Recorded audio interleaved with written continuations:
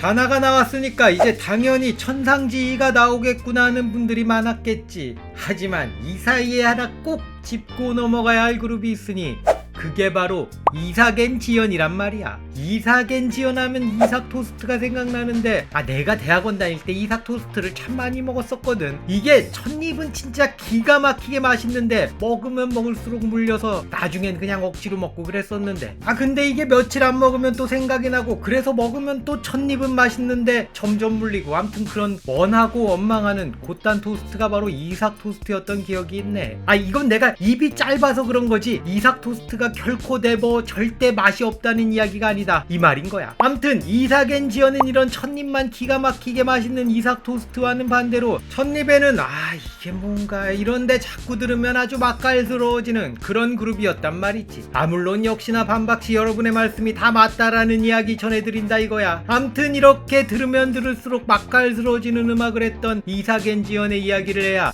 이제 비로소 천상지희 이야기를 할 수 있다 이거지. 대충 흘려들으면 천상지희 이야기 빌드업으로 거쳐가는 그룹 이삭 앤 지연 이야기를 하는 건가 할 수도 있는데 사실 난 이 당시 이삭 앤 지연을 좋아했었고 어떻게 보면 천상지희보다 이삭 앤 지연을 더 좋아했다고 약간 자신 없게 이야기할 수 있을 것 같기도 하고. 암튼 이삭 앤 지연 노래는 좋아라 했다. 요건 또 자신 있게 이야기할 수 있다 이거지. 이번 시간엔 이렇게 이삭 앤 지연 이야기를 시작해보겠다라는 말씀 드려보면서 삽시간은 이삭 토스트처럼 첫맛도 맛있고 이삭 앤 지연처럼 자꾸 보면 더 맛깔스러운 채널이 되고 싶다는 소망을 품어본다는 말씀도 살짝 전해드려봅니다.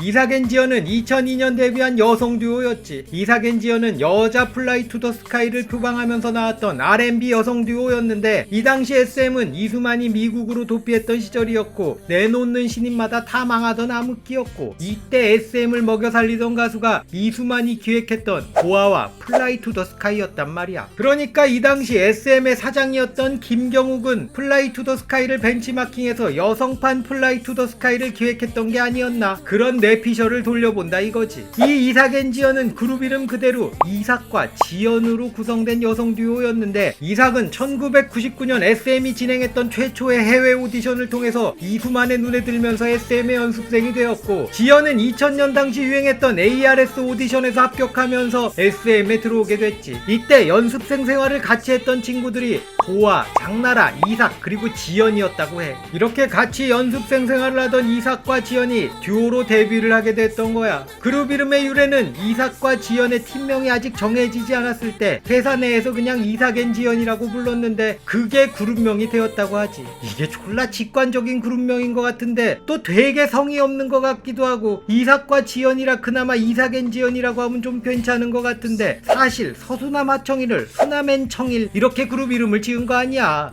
수남 앤 청일? 이거 생각보다 괜찮은데. 아무튼 곧단 식으로다가 아주 성의 없는 네이밍을 해서 이삭 앤 지연이란 그룹이 탄생을 하면서 2002년 9월 1집 텔미 베이비를 내면서 타이틀곡 텔미 베이비라는 R&B 곡으로 활동을 시작하지. 이 텔미 베이비는 SM에서 내놨던 남성 듀오 JNJ라고 있었는데 미지수야 미지수라는 노래를 불렀던 그룹이거든. 그 그룹의 멤버였던 제이킴이 작곡한 노래였어. 이 당시 가요계에는 에즈원이란 걸출한 R&B 여성 듀오가 있었는데 에즈원과 이삭 앤 지연은 같은 여성 듀오였지만 색깔은 조금 달랐단 말이야. 에즈원은 간질 나긋나긋한 음색의 섬세한 보컬의 그룹이었는데 이삭 앤 지연은 여자 플라이 투 더 스카이답게 좀 더 무겁고 차분한 느낌의 R&B 그룹이었어. 이 텔미 베이비 노래가 앞서 내가 말했던 처음엔 이게 뭔가 하지만 자꾸 들어보면 아주 맛깔스러운 노래였거든. 그러니까 이 노래가 당시 인기를 끌지 못했던 거야. 대중들은 한 번에 빡 임팩트가 오는 노래를 좋아하지 계속 들어야 맛이 느껴지는 그런 노래를 참고 들어줄 인내심이 없단 말이지. 사실 이 노래는 타이틀이 아니라 후속곡이나 3속곡 정도로 냈어야 했는데 왜 이 노래를 굳이 타이틀로 밀었는지 이해가 안 가. 이후 이삭 앤 지연은 업타운에 정현준이 만든 밝고 신나는 노래 원으로 후속곡 활동을 하는데 이 노래가 그나마 좀 인기를 얻긴 한단 말이야. 당시 이삭 앤 지연은 19살 남짓되는 소녀들이었으니 이런 발랄한 노래가 더 잘 어울렸던 것 같단 말이지. 그러니까 이렇게 원같이 발랄하고 신나는 노래를 타이틀로 하고 후속곡으로 발라드를 내놓으면서 뭐야 야 얘네들 노래를 이렇게 잘해? 뭐 요따 딴 시나리오로 갔어야 하지 않았을까 곧단 생각을 해본단 말이야. 암튼 후속곡 1이 그나마 인기를 좀 얻으면서 이사겐 지연의 이름을 알렸지만 회사의 기대처럼 플라이 투 더 스카이 같은 큰 인기를 얻지는 못했어. 이후 3속곡 더 사인으로 활동을 이어가는데 이 노래는 켄지가 만든 노래였고 말랑말랑한 R&B 발라드 곡이었는데 이 노래도 정말 좋았거든. 하지만 이 노래도 역시나 인기를 끌지 못했지. 이사겐 지연의 1집엔 좋은 노래들이 많았는데 하필이면 가장 대중성이 없는 노래 텔미 베이비를 타이틀곡으로 밀었던 게 실패의 원인이 아니었나 생각한단 말이야.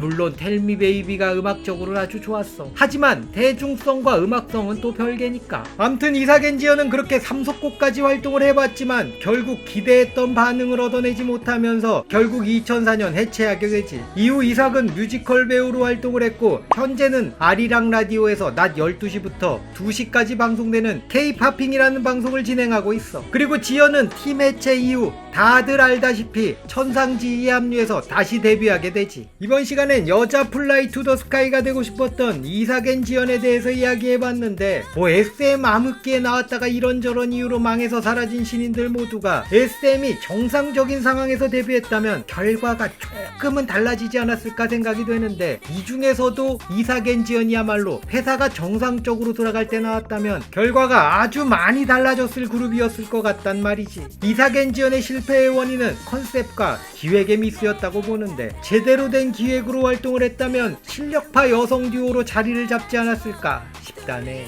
그냥 여자 플라이 투 더 스카이라는 뜬구름 잡는 컨셉 때문에 그렇게 된 게 아닌가 곧단 생각을 해본단 말이지. 역시나 어떤 조직이든 능력 있는 리더가 중요한 게 아닌가 그런 생각을 해본다네.